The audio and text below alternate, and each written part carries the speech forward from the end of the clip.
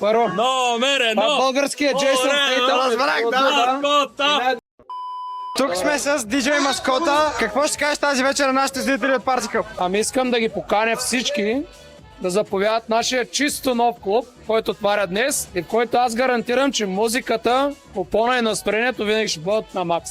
Предполагам, какво следва от тук нататък за клуб етаж в Студентски град? Първо, всеки месец ще могат да се насладят на наш Party in Motion. Повечето от хората знаят за какво става дума. Те, които не знаят, ние сме 3 диджеи, 2 MC-та. Това е тематично парти с електронна музика, готина яка. Ще има много гости, всички ме познават, аз пускам хаос музика. Това, което всички трябва да очакват е попон.